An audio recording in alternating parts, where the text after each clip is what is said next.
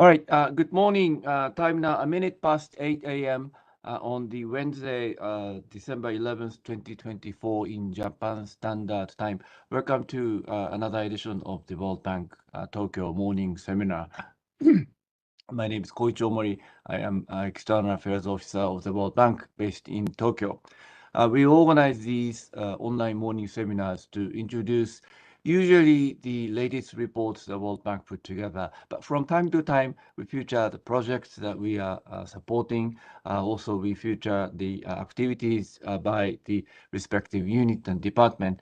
This morning, we are featuring a very interesting project in Africa, a bus rapid transit in Dakar, Senegal.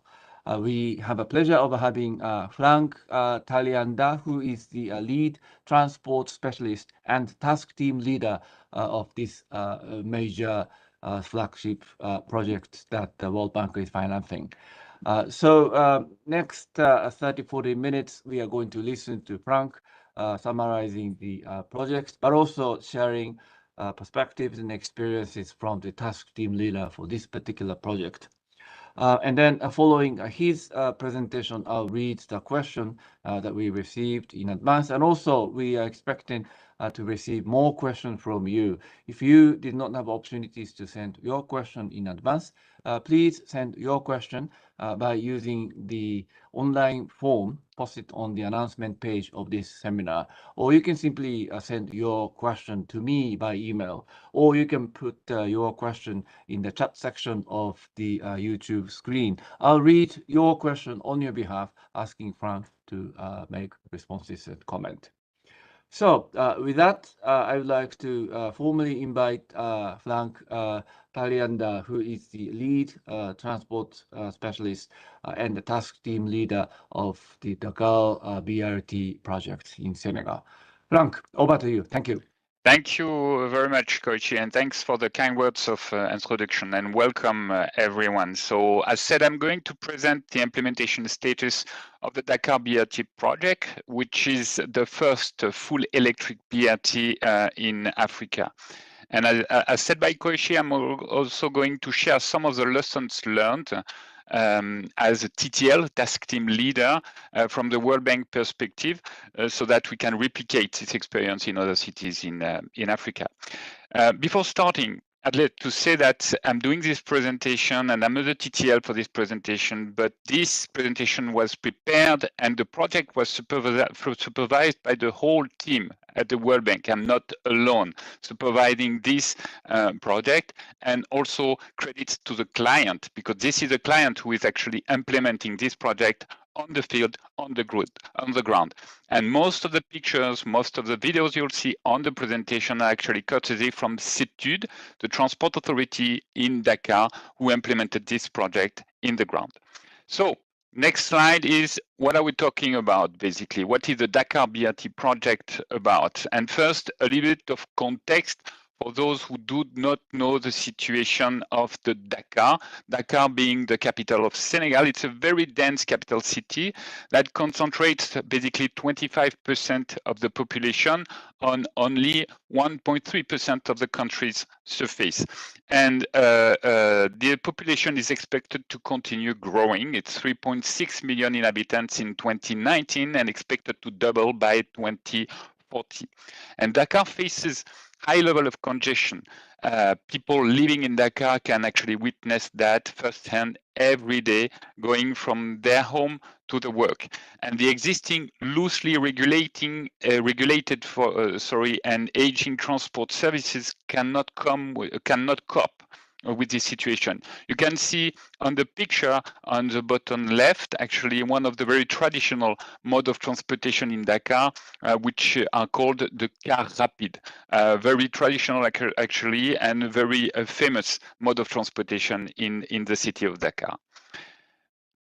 So the situation is also that the city is plagued with air pollution and more generally what we call the transport externalities. So in 2022, the client, CETUD, the Transport Authority of Dakar, assessed the cost of transport externalities in Dakar, which actually represent an unbelievable amount of $1.3 billion per year, which is basically 6% of the national GDP. So basically 6% of the national GDP is lost because of transport externalities in Dakar. What's even more striking is that among these externalities, road traffic pollution represents more than 50% of the overall cost, 7% of the death in Dakar, and 687 million US dollar, which is 4.5% of the Dakar's GDP, higher than the cost of congestion. You can see that on the screen on the slide. In fact, Dakar is a very polluted city with, for instance, a concentration of particulate matters 10 higher than in Beijing. Okay, and so this was a big call for what we call the transport decarbonization of the public transport in Dakar. So, to tackle these challenges in terms of both accessibility and externality, the government of Senegal adopted a comprehensive transport strategy in 2014, including non-motorized transport, urban train, restructuring of the public transport network. And the Dakar BRT that was approved by the World Bank in May 2017 is one of the backbones of this strategy. It consists of the implementation of a BRT feeder closed system, the construction of a 18.3 kilometer fully segregated BRT corridor with 23 stations, 4 trunk services. I will describe the services a bit later in the presentation. It implies the full restructuring of the current public transport network with what we call the 32 feeder routes, meaning the buses that will connect to the main corridor, and 121 fully electric articulated buses that should transport 300,000 passengers per day, which is massive. So on the screen, on the map, this is the green light. This is the green line you can see on the map connecting what we call Petersen, which is a city center, to Guédiawaye, which is one of the poorest suburbs in the northern part of Dakar. So you can see the lane on the screen on the map. All right, and so the next slide will show you the benefits of some of the technical choices that were made during preparation of this project. And I'll start with the table at the bottom of the screen, some of the technical elements. As I said, it's what we call a fully segregated BRT corridor, meaning that the buses will run along segregated lane without any impact by the mixed traffic. And it's also located on the most trafficked corridor in the city. So the stations are central, meaning in the median part of the right of way. They are closed like any metro, I would say, with the external payment and ticketing system, which allow actually operational control and reduction of downtime. Each station has overtaking lane, which enables actually to increase the speed, the capacity, but also offer different services. I will show the different trunk services later in the presentation. The road is made of concrete, not pavement, which reduce the maintenance cost. The fleet, as I said, comprises 121 articulated buses, electric but also articulated buses, which increases the capacity of the mass transit system. And for the intersections, so there is kind of interdiction. Interdiction is a very French word, but so all the left turns are forbidden at each intersection, which increases speed, increases safety, because there is very little actually impact to the with the mixed traffic. And so the general characteristic given this technical choice led to the following. So the travel time is reduced by basically half, going from 95% prior to the completion of the BRT to 95 minutes, sorry, in average to 45 minutes. The speed is basically 24 kilometers per hour compared to 14 kilometers per hour in average in 2015, prior to the completion of the BRT.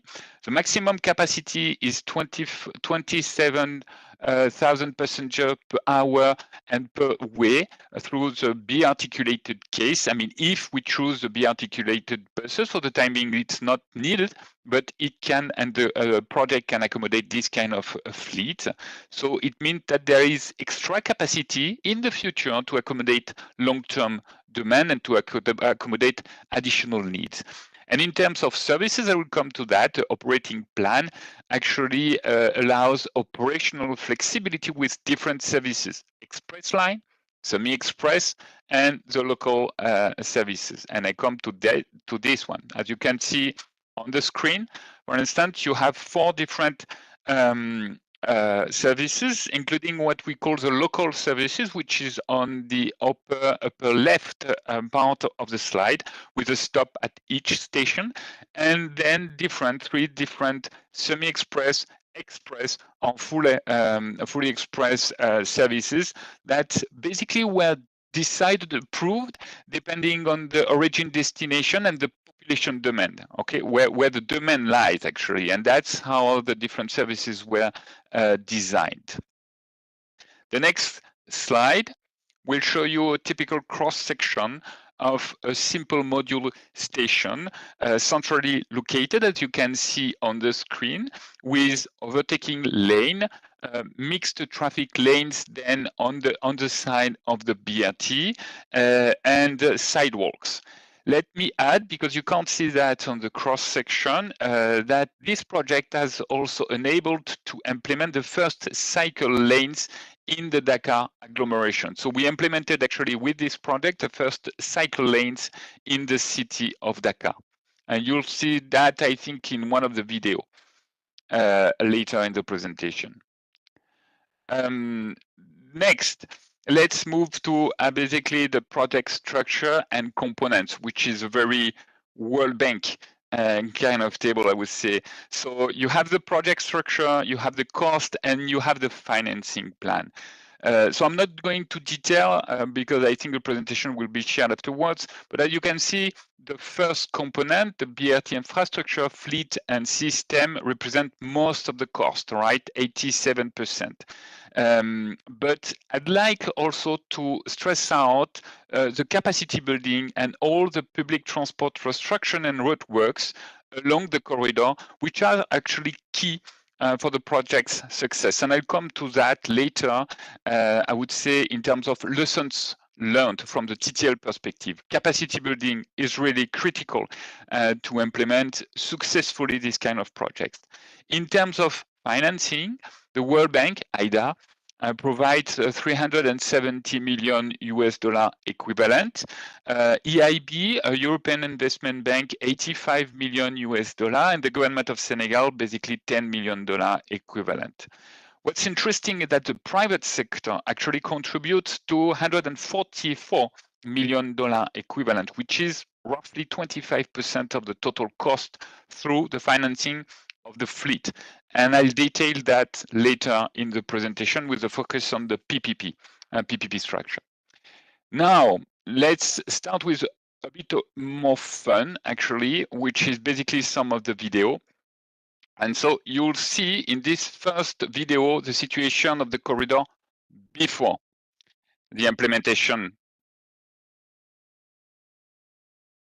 So before the implementation of the Dakar BRT. So you can see on the screen some of the, actually you could see the pollution also. You could see the kind of the cloud, right? The yellow cloud. You can see the congestion. You can see the density. You can see the narrow right of way on some sections along the corridor. So we are going through the corridor, right? You can see the existing aging informal vehicles, taxis, minibuses. You can see somehow the urban anarchy as well, the lack of pedestrian facility and the limited actually number of sidewalks. And we will end up with a transport hub, which is total chaos, as you can see on this slide here, you can see the amount of minibuses. And this is the last, actually, this is the terminal station, what we call Peterson in the city center. Now, I move to the next slide, which is the situation after the implementation of the Dakar BRT project, after the completion actually of the works. So this video is dated January 2024. You can see on this video first the depot with the buses. You could see some of the articulated fully electric buses. You can see some of the segregated road infrastructure. As I said, please note the choice of the cement and not the concrete, basically, and not the pavement to lower the maintenance cost. You could see the closed stations in the median part of the right-of-way.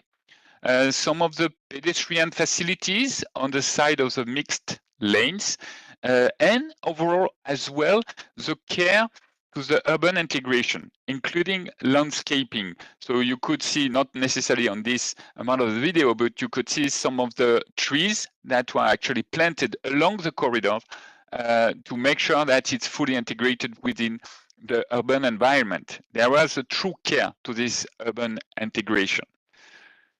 So then I have additional picture actually showing the closed stations. So you can see the different closed stations on some of the picture on the screen, including solar panels on the roof of the stations, making them fully autonomous in terms of energy. You can see also ITS system to monitor bus operations and to send information to passengers.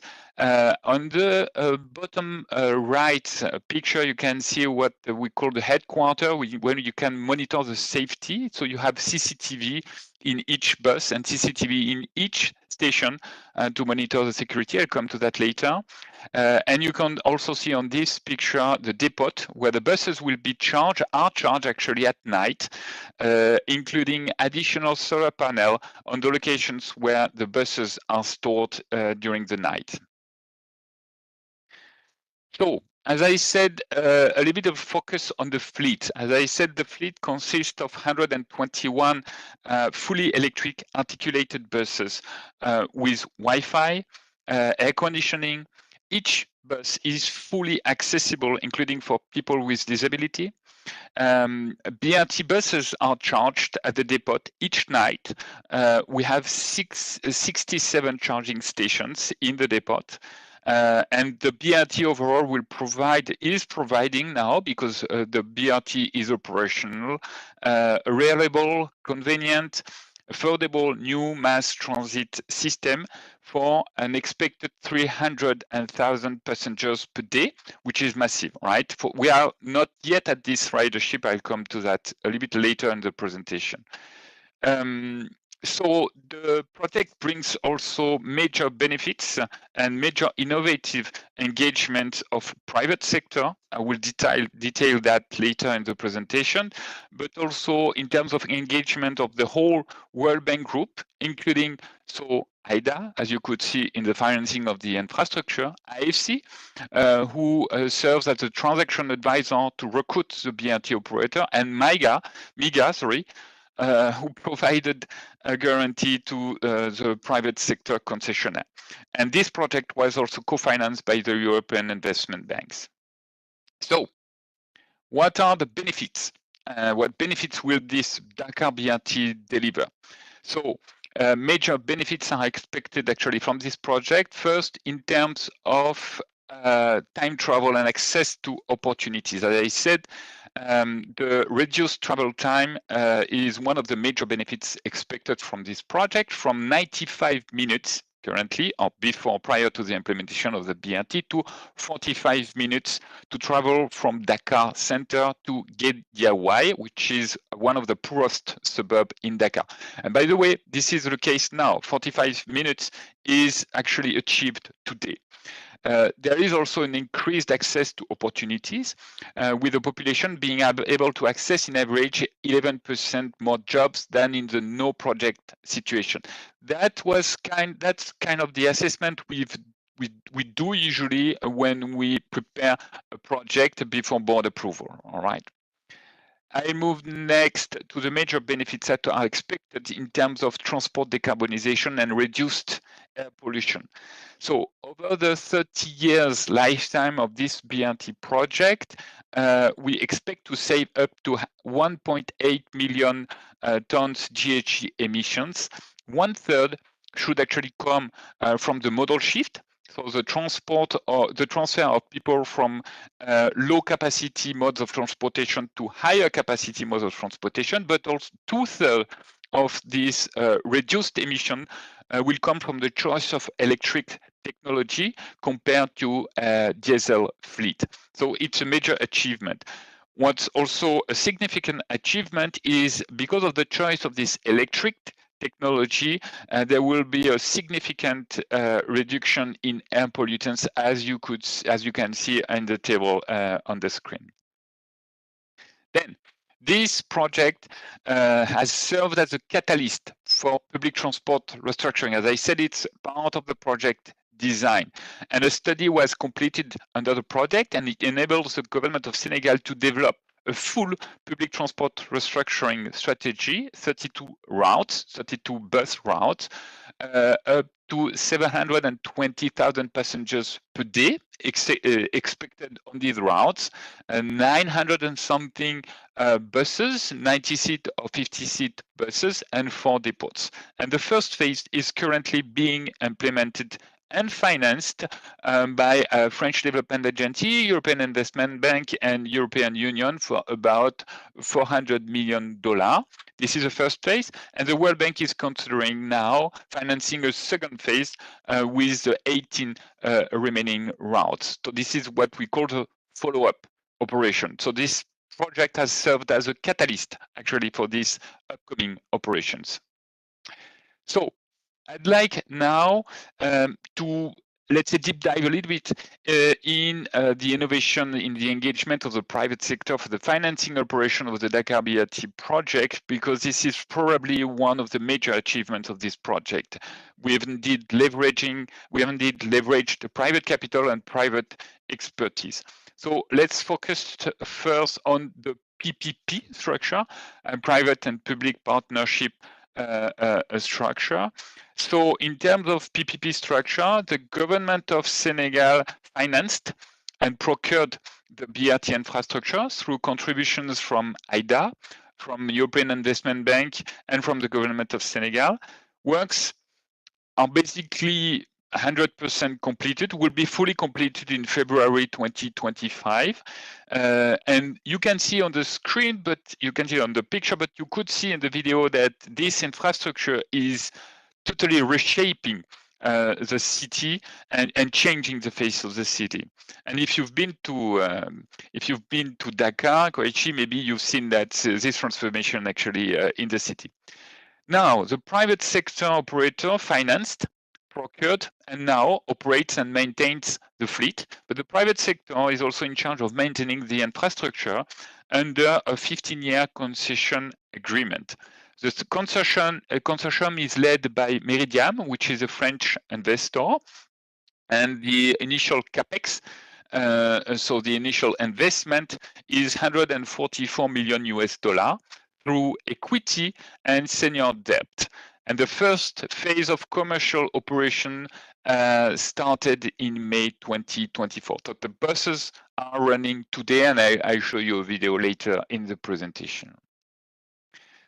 So, as I said, and as you could see, the fleet actually, this is the first electric fleet, BRT fleet in Africa. Besides, the additional electricity needed for this BRT will be produced exclusively by renewable energy through the extension of a solar panel farm. Which is also unique, I think, at least in Africa. It's a total game changer towards transport decarbonization, and that's why actually you could hear that this is a fully green BRT system, because the electricity will be produced by this extension of a solar panel farm. So this slide, a little bit harsher, a bit tough. present a little bit more in-depth information on the structure of the concession agreement that was signed on March 21st, 2022, following 1 year of really tough negotiations between the government of Senegal and the bidder. So as I said, the fleet is operated under a 15-year net cost concession agreement, meaning that the private sector operator will assume the risk of traffic, at least to a certain extent, because there is what we call a minimum revenue guarantee, meaning that below a certain threshold in terms of traffic, then the government of Senegal has to provide this kind of minimum revenue guarantee.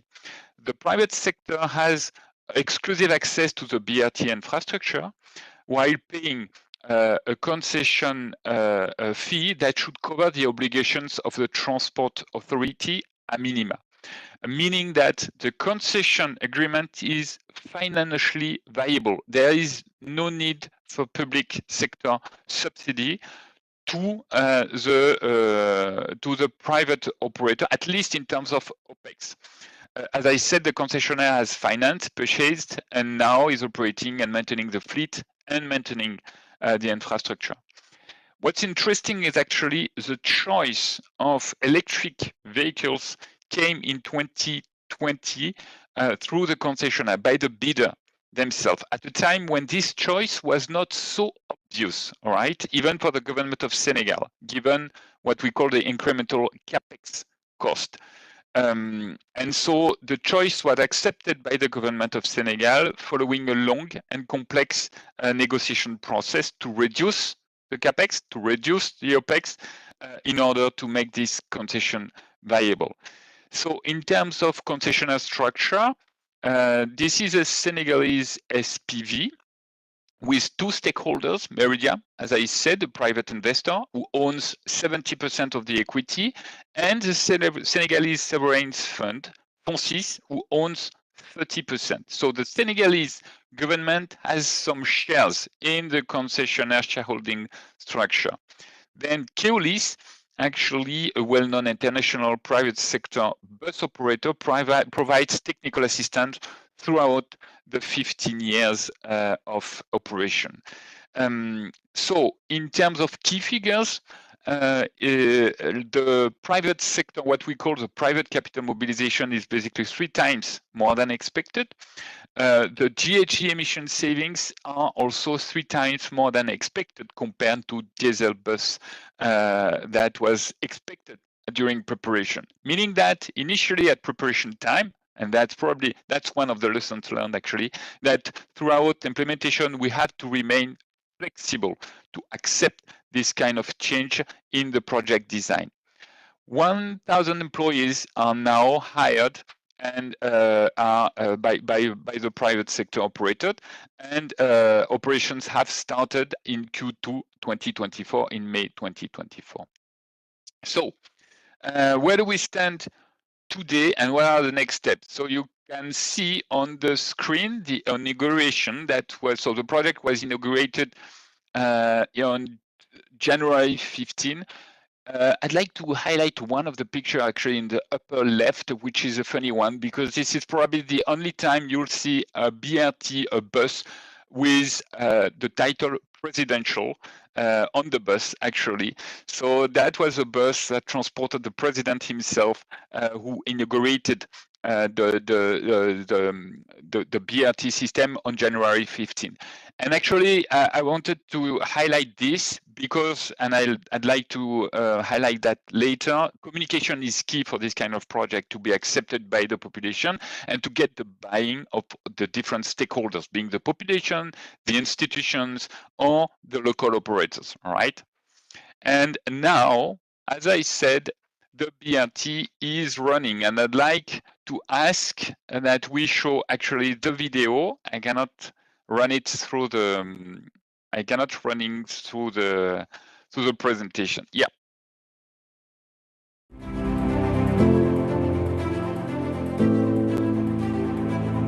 the BRT is running now.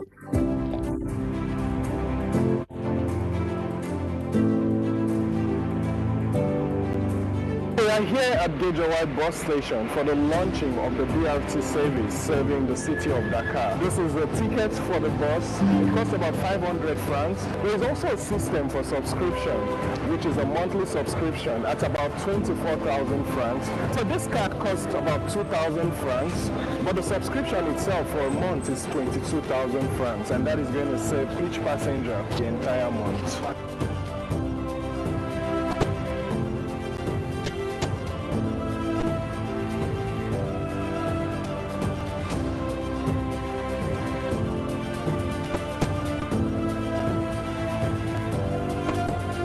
Évidemment, une bonne chose. C'est que gouverner, c'est prévoir. Il faut prévoir les autres générations à venir, surtout ceux qui doivent venir. C'est un bijou qui nous facilite vraiment de nous déplacer facilement, sans problème.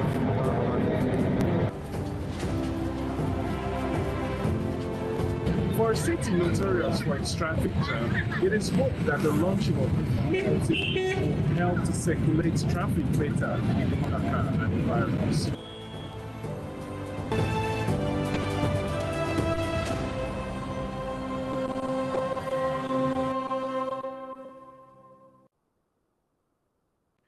All right, let me go back to my presentation. So now, in terms of timeline, where do we stand? You can see in red. Actually, I wanted to highlight some of the, the timeline of the project, starting from preparation to full commercial operations. All right, you can see so in red the key milestones of the BRT operator recruitment process, and you could see that it was a lengthy process. In dark blue, the key milestone for the infrastructure construction. And so you could see that we started in May 17, 2017 with the board approval, and full commercial operations are expected in March 2025, meaning that for the timing, it's the first phase of commercial operations, all right? The project closing date will be actually June 2025. We are extending the project closing date at the time being while I'm speaking. And a full works operation, full works completion is expected actually in February 2025. So, why we believe that this project is a game changer? All right. So this is for the World Bank, but also for African cities, setting a milestone in urban mobility in several fronts. First, because of the private sector engagement, and I've detailed that throughout the presentation. Then in terms of electrification of the fleet, also in terms of digitalization of public transport. I've not provided many details about that, but there is a huge effort in terms of digitalization, both for monitoring, but also for the passengers, all right? In terms of engagements with local operators, communication was key. Communication with local operators who are part of this overall system, right? They will connect the passengers to this trunk BRT system. Then the engagement of the World Bank Group as a whole, World Bank, IDA, IC, and MIGA. And we believe that this is a game changer that can be replicated and scale up in Senegal. And we are currently preparing a follow-up operation based on this flagship project. Then I'd like to share some of the lessons learned from the TTL perspective, because Koichi requested that I share some of the lessons on this.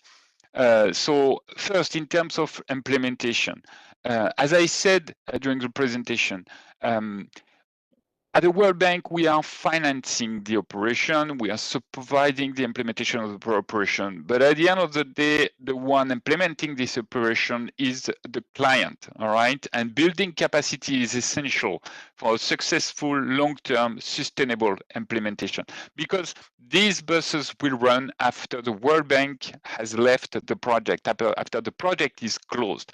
So technical support is key, capacity building, project operational costs should be borne by the project, by IDA, throughout project implementation. We also strongly believe that the project gained a lot from South-South exchanges, workshops, meaning that some of the staff of the Transport Authority went to Colombia, for instance, to see how the Transmilenio, one of the most famous BRT system in the world, is operated, is running.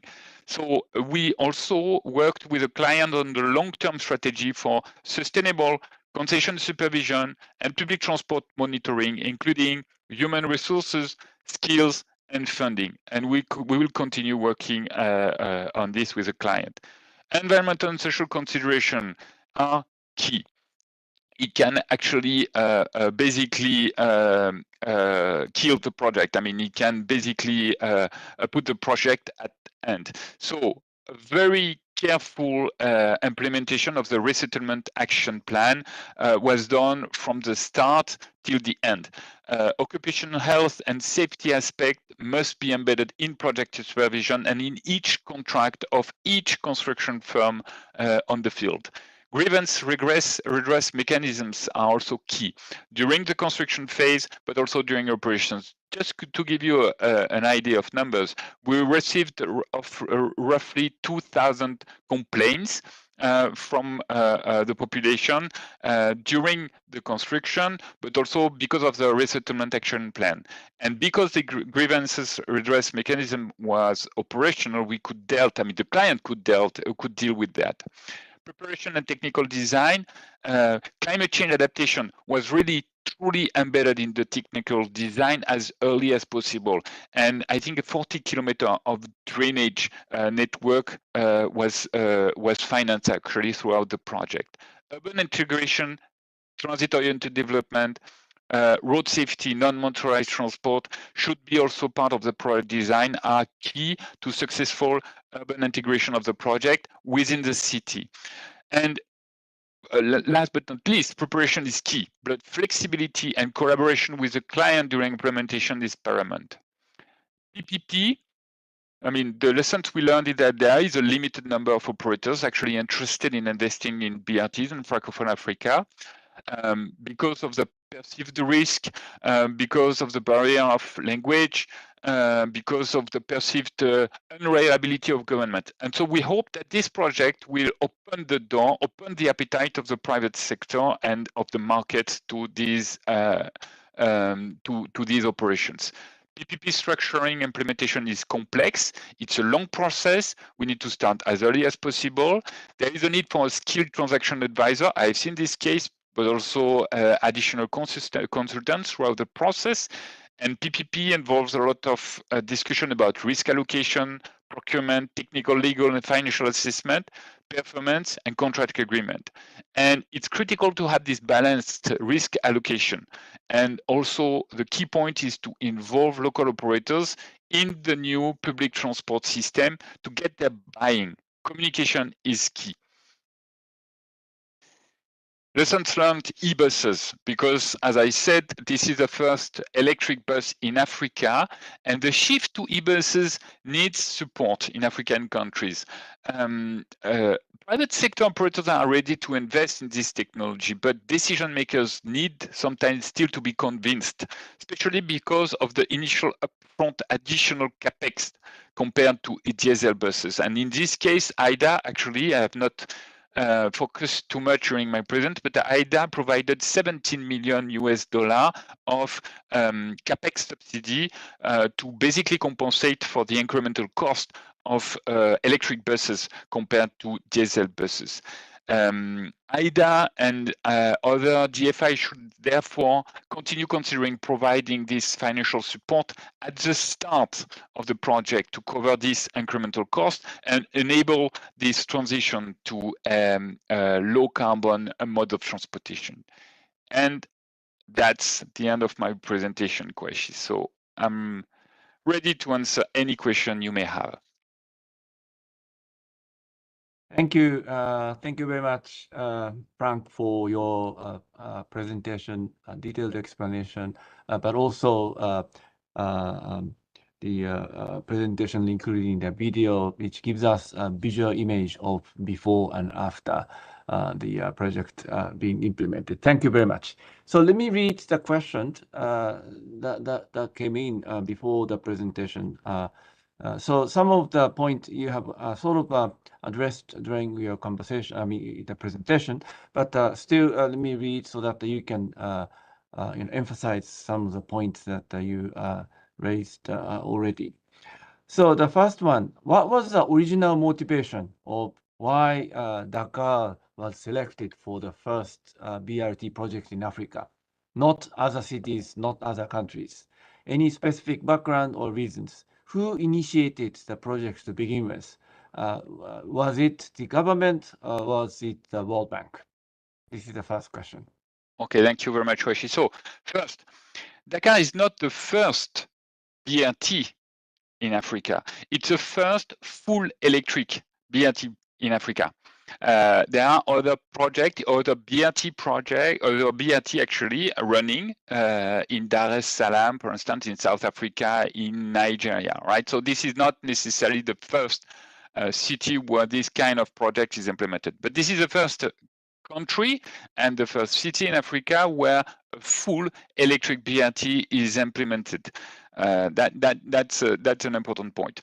The project was initiated actually by the government of Senegal. As I said, it's part of a comprehensive strategy, and the choice of the mode of transport, the BRT, and the corridor itself was selected following a thorough assessment carried out by the government of Senegal. So it's not an initiative from the World Bank, right? So several modes of transportation were considered: BRT, tramway, urban train, standard buses, and the corridor itself was also selected as the most trafficked corridor in the city, going through the most densely populated parts of the city. Thank you for your responses. All right. So the next question, how does the project consider of the maintenance of the BRT in terms of the operating system, infrastructure, and the fleet?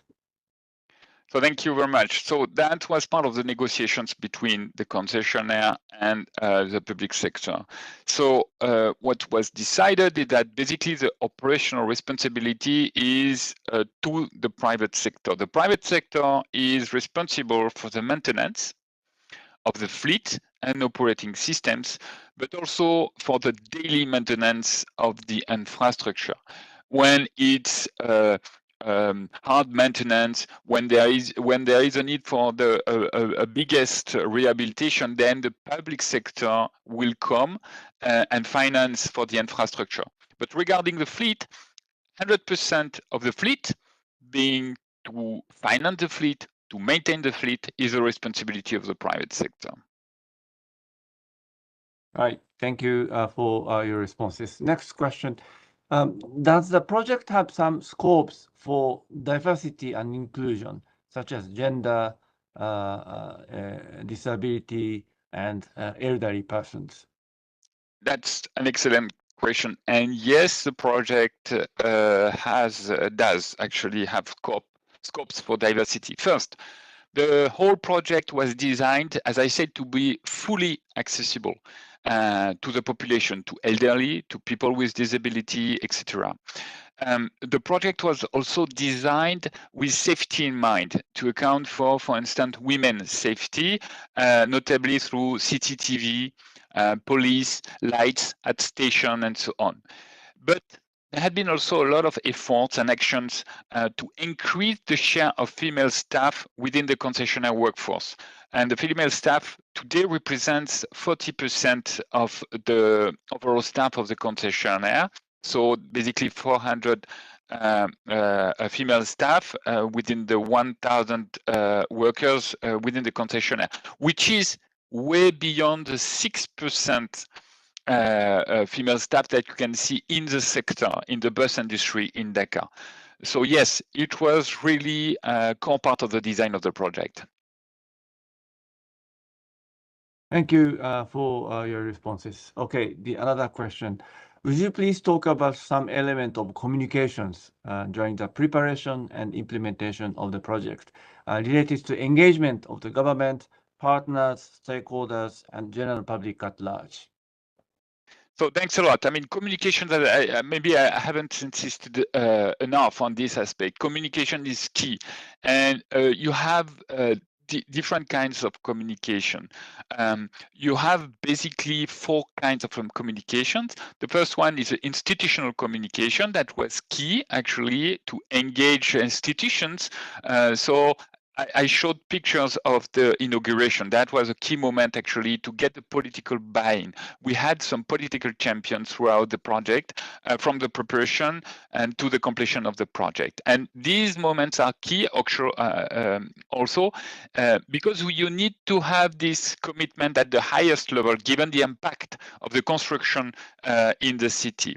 Social communication to the people affected by the project is also critical to make sure that they do not oppose and to address their concerns throughout the project preparation. So there was a huge strategy in terms of social communication to the people affected by the project, and just with a specific focus on what we call the PAPs, the people affected by the project, the people who have to be resettled because of the project.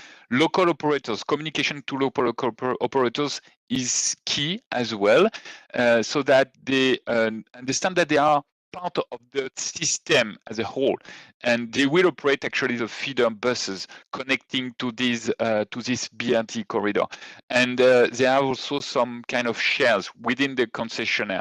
The 30% actually should be owned at some point by the local operators. And lastly, the communication to the public at large, as you said, is also critical, both in terms of during the construction because of disruptions regarding the traffic, but also during operations to attract users to do this kind of marketing. And by the way, this commercial communication is the responsibility of the private sector, since the private sector actually has or bears part of the commercial risk. They also is in charge of this communication to attract users in the BRTs. Thank you for your responses.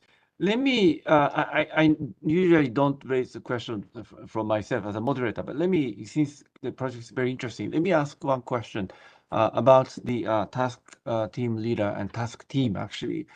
So at the very beginning, I introduced that you are the task team leader, and you immediately said that I'm not alone, I have a team. So would you please tell us a little bit about the compositions of the World Bank task team? You are the task team leader, but how many colleagues in your team? What are the expertise, background, of respective team members? And then where are they? Are they in Washington? Are they in Dakar? Are they in somewhere else in Africa? So that's the first set of questions. Second question related to this point.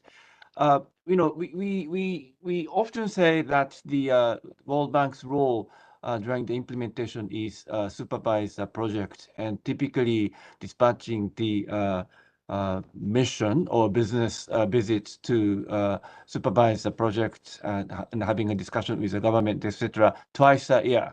So in case of this particular project under your task team leadership, what was the pace of visiting the field, visiting the country in terms of the form of the mission? So those are the questions that I would like to ask you. Thank you. Okay, thanks a lot for the question. So first, team composition.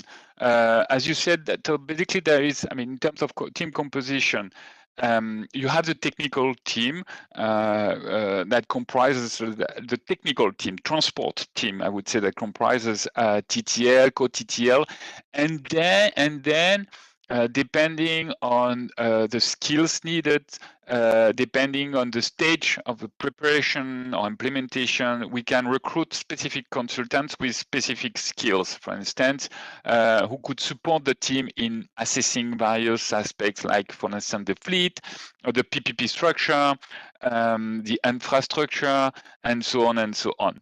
Then the team comprises as well environmental and social specialists who are usually based on the field in Dakar, procurement specialists, financial management specialists. They all are part of this team, communication specialists as well.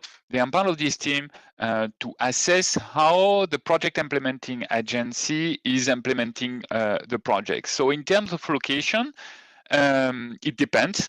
So as a TTL, I'm based in Washington DC, but usually we have a co-TTL, or sometimes it's the other way around, and it really depends. We have a co-TTL based in Dakar on the field, and environmental and social specialists are usually based on the field, procurement specialists as well.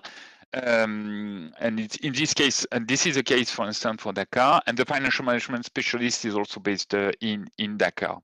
Then in terms of missions and frequency of missions, it's true that usually it's twice a year. For this project, I would say that it basically was twice, between twice and 3 times a year, sometimes 4 times. The standard World Bank missions, except during COVID, by the way. I mean, we had we had missions during COVID, but virtual missions. But then, during very specific moments, we have way more regular environmental and social missions, meaning that, for instance, for this project, during resettlement action plan implementation, we had weekly meetings between the PIU, the project implementing unit, and our safeguard specialist. Same during construction, we had monthly visits between the PIU and the construction firms and our environmental and social specialist based in the field. So we really adjust, and we also adjust depending on the risk. And this was a high risk project in a very densely populated city. So we have to manage also this aspect. Thank you. Thank you very much. You responded to all the questions that we had and that we received. So this morning, we had the pleasure of having Frank Tayandier, who is the lead transport specialist in the World Bank and task team leader for the Senegal Dakar BRT project. And then he kindly gave us a snapshot, detailed explanation with interesting videos of the project. So thank you very much, Frank, for your time today. Thank you. Thanks a lot for the opportunity. Thank you very much. Great. Thank you very much. So tomorrow morning, we are going to have another morning seminar starting at 10 a.m. And this time we are going to feature the Global Infrastructure Facility, GIF. And actually, this is the first of the 3 seminars that we are going to organize together with the GIF. And then we are going to listen to the presentation on the latest report from the team. With that, thank you very much. I'll see you tomorrow morning. Bye-bye.